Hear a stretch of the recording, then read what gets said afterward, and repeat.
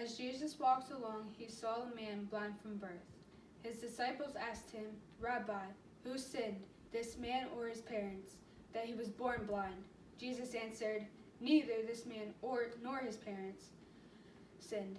He was born blind so that God's works might be revealed in him.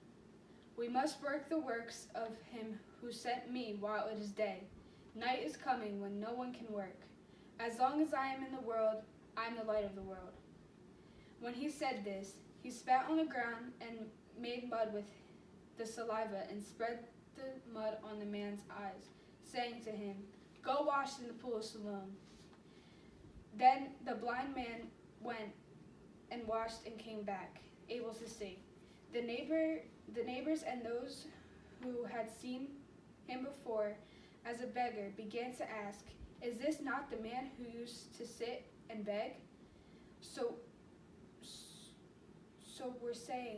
Some were saying, it is he. Others were saying, "No, but it is someone like him." He kept saying, "I am the man." But they kept asking, "Then how were your eyes opened?" The man called Jesus made mud, spread it on my eyes, and said to me, "Go to Siloam and wash." Then I went and washed and received my sight. The townspeople said to him, "Where is he?" "I do not know." They brought to the Pharisees the man who had formerly been blind. Now it was a Sabbath day when Jesus made the mud and opened his eyes. Then the Pharisees also began to ask him how he had received his sight. "He put mud on my eyes. Then I washed, and now I see." Some of the Pharisees said, "This man is not from God, for he does not observe the Sabbath." But others said, "How can a man who is a sinner perform such sins?" And they were divided. So they said against the blind man, "What do you say about him? It was your eyes he opened." "He's a prophet."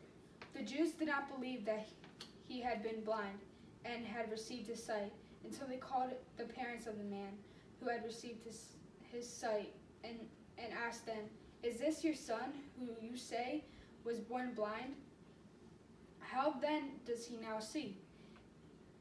His parents answered, "We know that this is our son and that he was born blind, but we do not know how it is that now he sees, nor do we know who opened his eyes. Ask him, he is of age.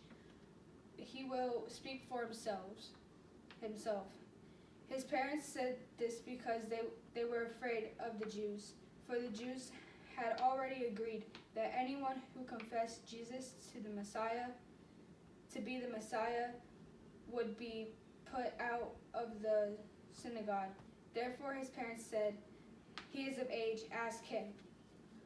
So for the second time they called the man who had been blind, and they said to him, "Give glory to God. We know that this man is a sinner." "I do not know whether he is a sinner. One thing I do know, that though I was blind, now I see." They said to him, "What did he do to you? How did he open your eyes?" "I have told you already, and you would not listen. Why do you want to hear it again? Do you also want to become his disciples?" Then they reviled him, saying, You are his disciple, but we are disciples of Moses. We know that God has spoken to Moses. But as for this man, we do not know where he comes from." "He is an astonishing thing. You do not know where he comes from, and yet he opened my eyes.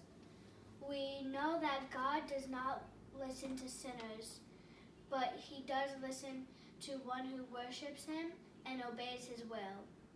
Never since the world began has it been heard that anyone opened the eyes of a person born blind.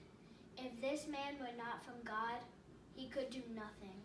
They answered him, "You were born entirely in sins, and are you trying to teach us?" And they drove him out. Jesus heard that they had driven him out, and when he found him, he said, "Do you believe in the Son of Man?" "And who is he, sir? Tell me, so that I may believe in him." "You have seen him.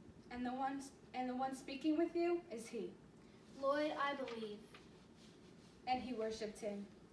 "I came into this world for judgment, so that those who do not see may see, and those who do see may become blind."